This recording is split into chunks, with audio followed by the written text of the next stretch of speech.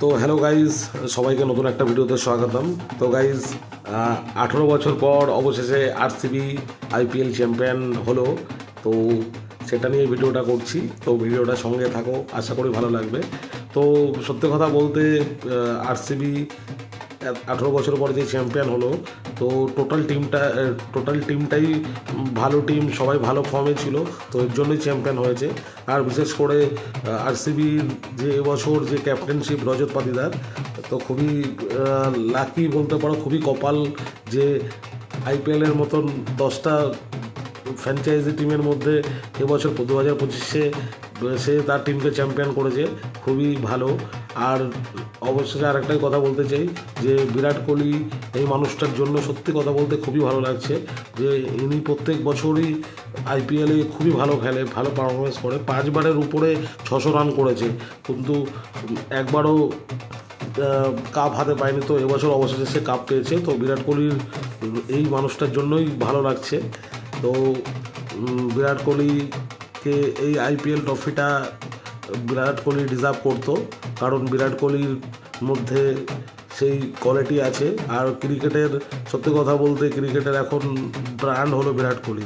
তো যে ক্রিকেটের ব্র্যান্ড, তার কাছে তো একটা ট্রফি, আইপিএলের মতন একটা বিশ্বসেরা লিগের ট্রফি তো তার কাছে থাকা উচিত। তো খুবই ভালো লাগছে। আর গাইজ, তোমাদের কেমন লাগছে? বিরাট কোহলি 18 বছর পরে আরসিবি চ্যাম্পিয়ন হয়েছে। তো আরসিবি টিমটা তো কোনো বিরাট কোহলি ট্রফি জেতার পরে ম্যাথিউ হেডেনকে যে এটা বক্তব্যটা করেছে, তো সেটা খুবই সুন্দর যে আমি এখন আমার সব কিছু জীবনে পাওয়া হয়ে গেছে, আমি এখন বাচ্চার মতন ঘুমাবো। দারুণ দারুণ, খুবই একটা আনন্দের দিন। সবাই সেলিব্রেশন করো, সবাই বিরাট কোহলির কে এই ট্রফিটা উৎসর্গ করো। তো তোমাদের এটাই বলার আছে। আর একটা কথা হলো যে শ্রেয়স আইয়ার পাঞ্জাব টিমও খুবই ভালো খেলেছে, পাঞ্জাবের টিমটাও খুবই সুন্দর টিম ছিল। তো পাঞ্জাবের টিমও ডিজার্ভ করতো ট্রফি জেতা। তো খেলায় তো হার জিত আছেই, যে কোনো একটা টিম জিতবে, একটা টিম হারবে। তো শ্রেয়স আইয়ারের জন্য খুবই সুন্দর ভবিষ্যৎ, কারণ শ্রেয়স আইয়ার সত্যি কথা বলতে খুবই ভালো ক্যাপ্টেন। উনি পরপর 3টে ফ্র্যাঞ্চাইজিকে ফাইনালে তুলেছে। যাই হোক, দুর্ভাগ্যবশত এবছর জিততে পারেনি, কিন্তু আগের বছর 2024-এ কেকেআরকে চ্যাম্পিয়ন করেছে। তো শ্রেয়স আইয়ারের মধ্যেও খুবই কোয়ালিটি আছে। আর আরেকটা কথা, শ্রেয়স আইয়ারকে ইংল্যান্ড টেস্ট সফরে নেওয়া হয়নি। তো এটার ব্যাপারে তোমাদের কি মতামত আছে অবশ্যই জানিও।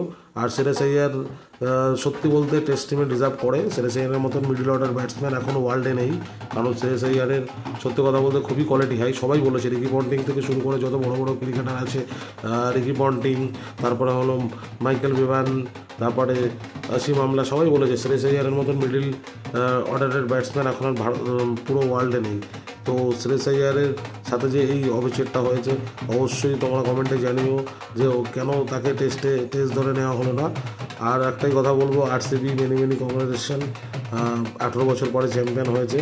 তো আমার সত্যি কথা বলতে এই বিরাট কোহলি মানুষটার জন্যই আমার খুবই ভালো লাগছে, কারণ সত্যি কথা বলতে উনি এই আইপিএল ট্রফিটা অবশ্যই ডিজার্ভ করতো।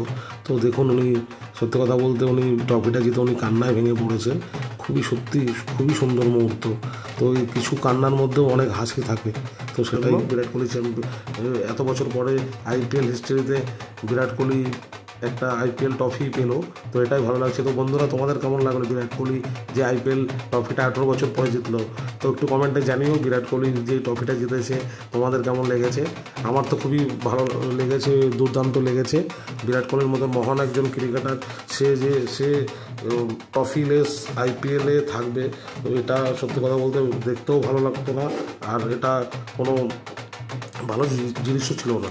তো গাইজ, আরসিবি ফ্যানদের বলছি, তোমরা খুবই আনন্দ করো, এনজয় করো। 18 বছর পরে তোমরা ট্রফি জিতেছো।